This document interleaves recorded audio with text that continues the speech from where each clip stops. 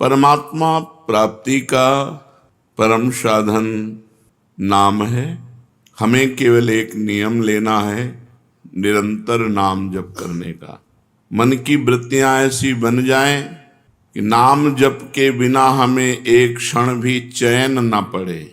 तद्स्मरणेन परम व्याकुलते, हर समय हर क्षण नाम जप। नाम भजन के कितने प्रकार हैं? नाम भजन के 3 प्रकार हैं, नाम जप, नाम कीर्तन, नाम स्मरण।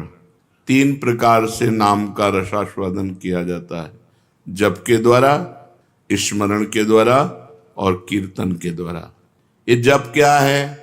प्रभु के जिस नाम में रुचि हो या जो नाम गुरुदेव ने दिया हो, उसी नाम की बार बार आवृत्ति करना, बार बार जपना, इसी को जप कहते हैं।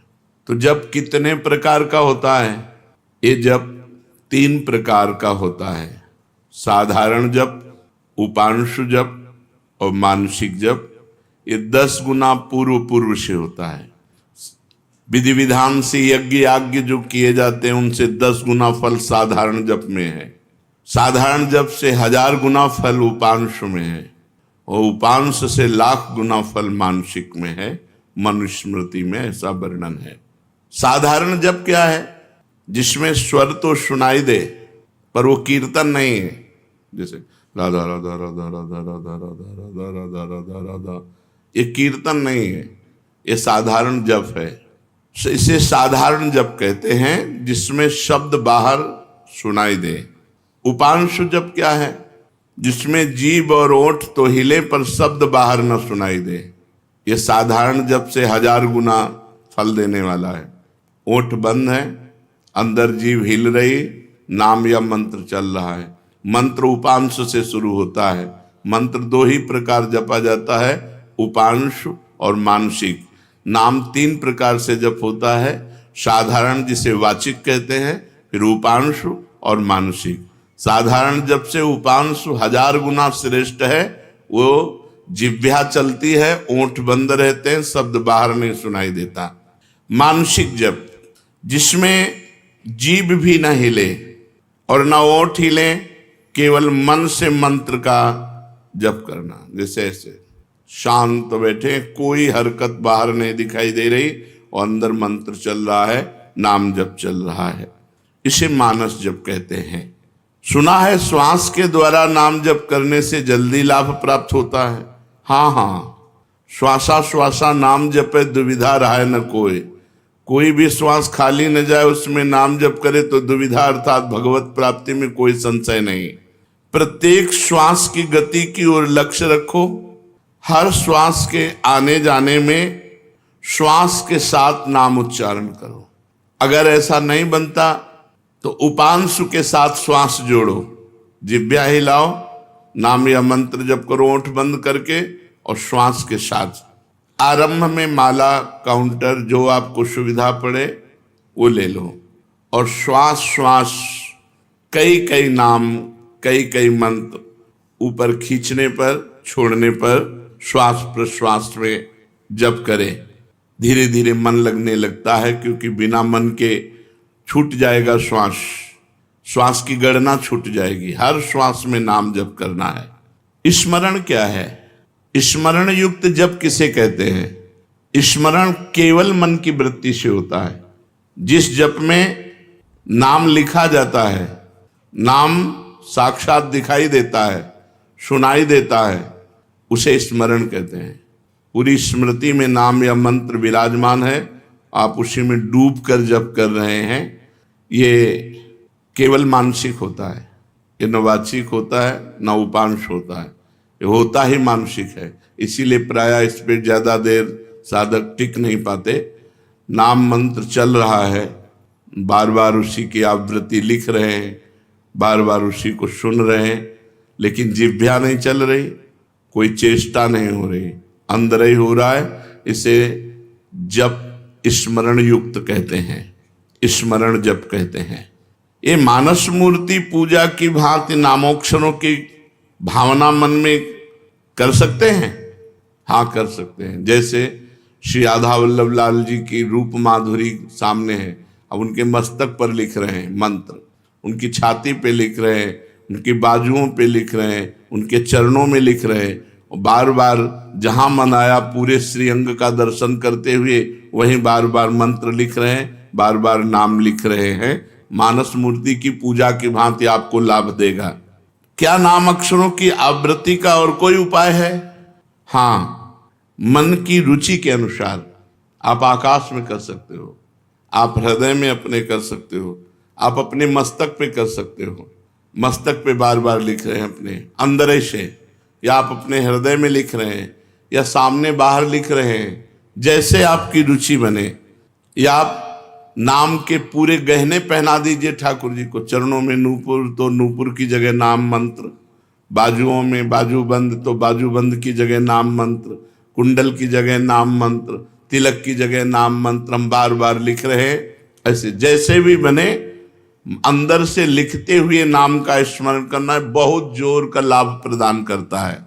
तो नाम जप, नाम स्मरण, नाम कीर्तन। नाम कीर्तन में गगन भेदेश्वर होना चाहिए। उच्च स्वर स्तंभद सर्वदैव, ऊंचे स्वर से कीर्तन होना चाहिए। जितना उच्च स्वर से होगा उतना ही कीर्तन लाभ देगा।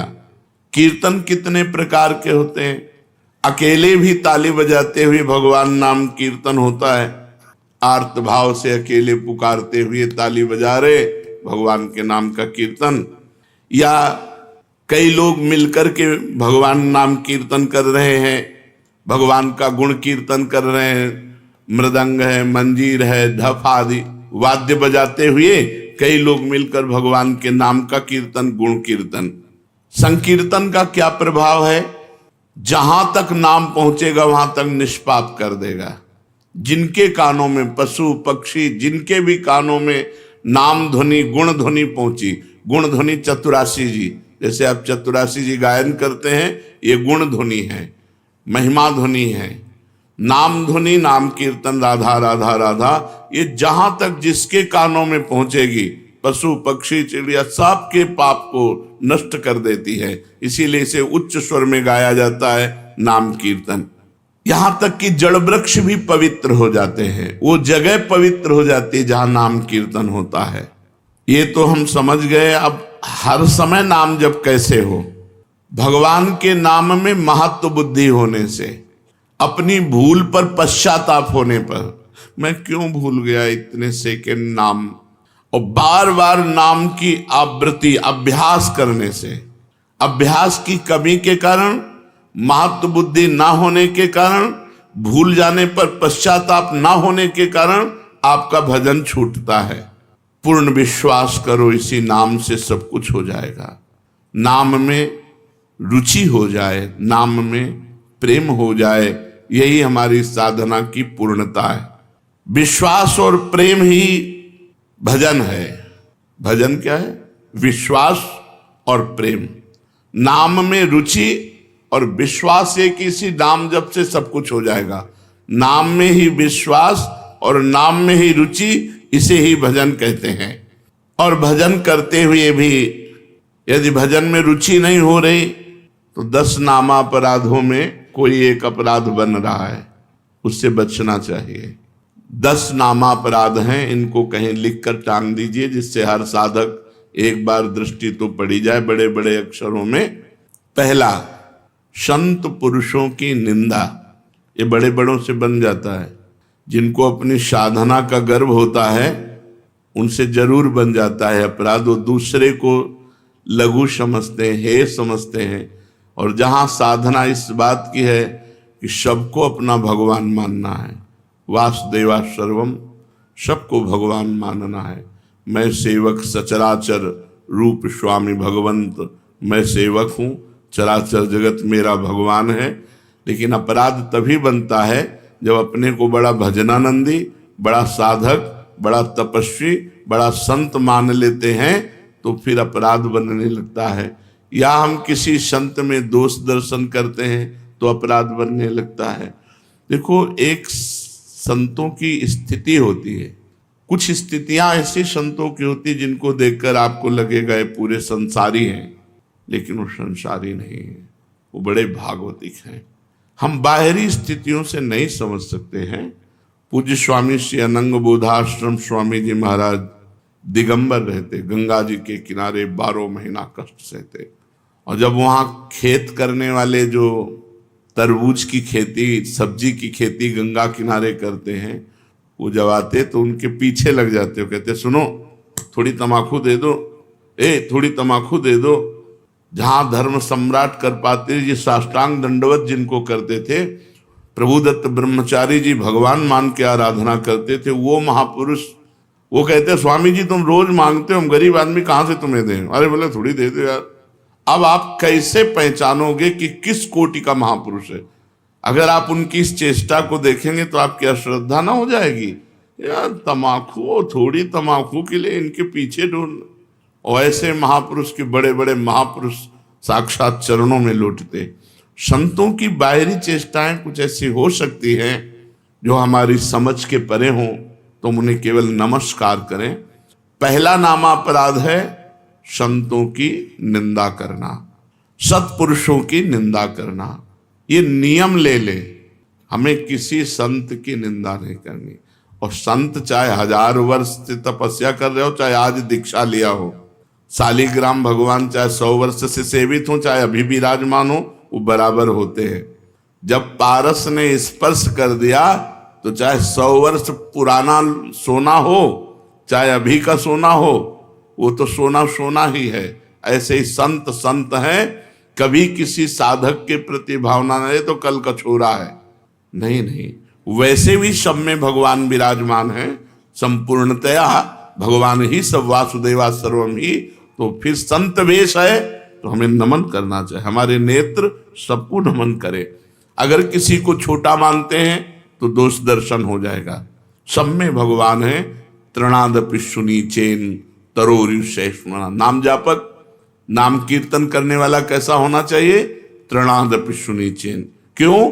क्योंकि अगर ऐसा भाव नहीं तो निंदा किसी न किसी की करेगा, और नामापराध नाम में रुचि नहीं होने देगा, नाम जपने में बाधा पहुंचा देगा।